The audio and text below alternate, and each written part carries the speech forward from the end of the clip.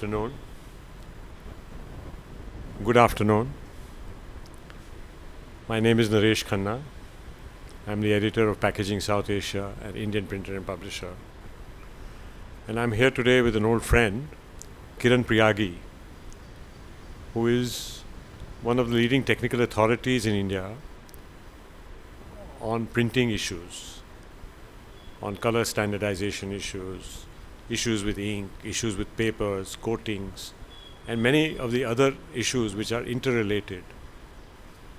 And I'm going to just ask Kiran a few questions which will try to describe from his experience over the years where the Indian printing industry is today and what he sees as its next steps or next possibilities.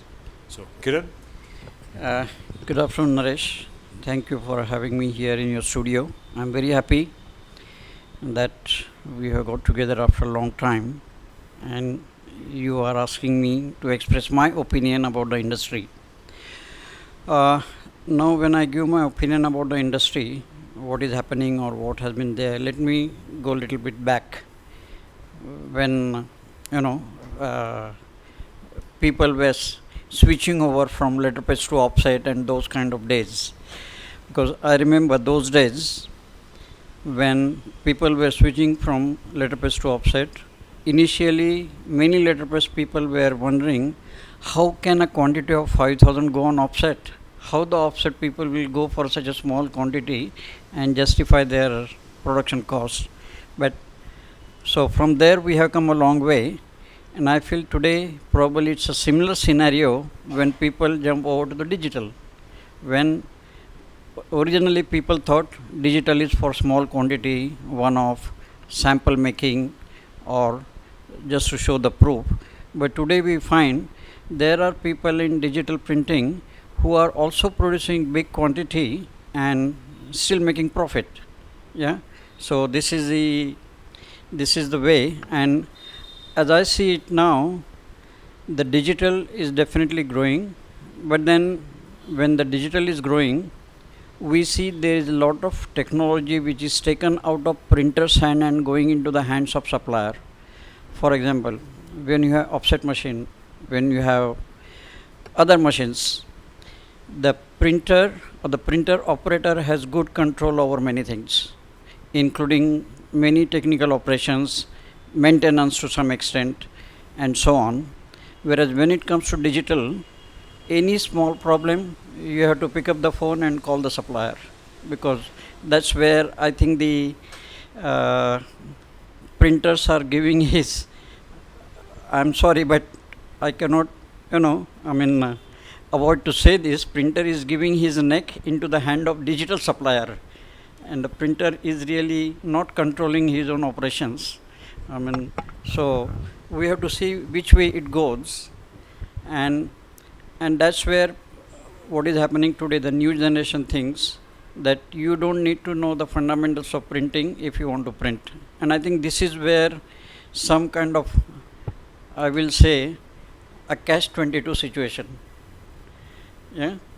But if you really think of, say, packaging printing, if you think of the mass production, I think then the scenario would be a little bit different. Because though some digital printers or digital equipment is coming even for packaging, but when it comes to real mass production or real good quality or real, those who are used to, I would say, certain quality jobs, they still prefer you go it for, depending on what you print. If it's a board printing, paper printing, they will talk about offset. Now some flexo people are also coming in board printing. When it comes to flexibles or foil printing, say pharmaceutical, then we have an option with the flexo, we have option with gravure. And when it comes to that, I think one needs to have very good grasp over the technology. And those are the very, very important thing. And I think our printer must realize it is not that simple just to switch over to flexography or to think of the gravure, unless you have a good grasp over the subject, good grasp over the technology. Because many times, see, in printing process, what happens? This is a multidisciplinary technology, and it's also a process where the end result, when you see, and if when the job is good, you don't know why it has come good.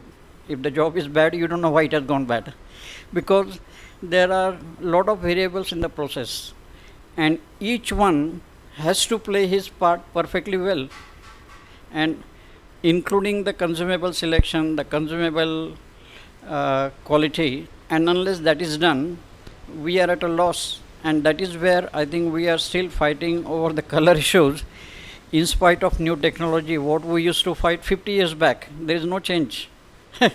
You can see why so many times the job is rejected. The printers have time to redo the job rather than getting the system right. And many times there are printers who will just say, oh, I am G7, I am ID Alliance, or I follow this ISO. But to implement that properly, you need to have the discipline over the whole, whole supply chain, right from incoming artwork, incoming material, through your process people.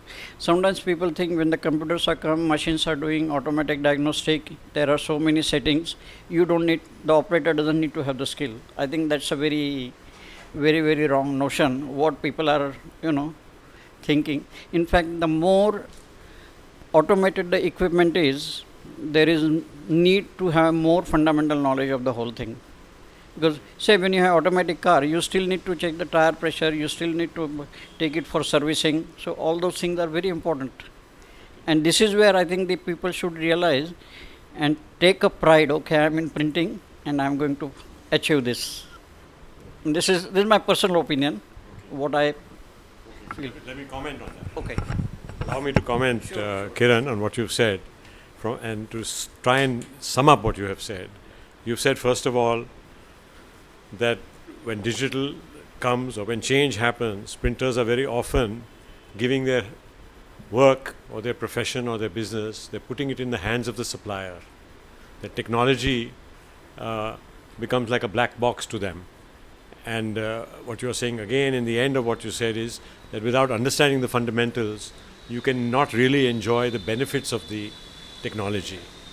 And that quality and efficiency must come from grasping or a grasp over the technology. And what we are talking about, of course, is printing as an industrial process. Bigger than industrial process. And what you're saying is there are many variables. And we don't know why something is turned out well. I mean, it turns out wrongly, we simply redo the job instead of going to the fundamentals and trying to fix the process. First of all, understanding the process, and then trying to understand what in the process can we actually control. How can we limit the variables? And then how can we bring out a product which is somewhat repeatable or somewhat standard? Yes. Is that correct? Have I got you right? You are absolutely right. Okay. Good. You are absolutely right. Thank you.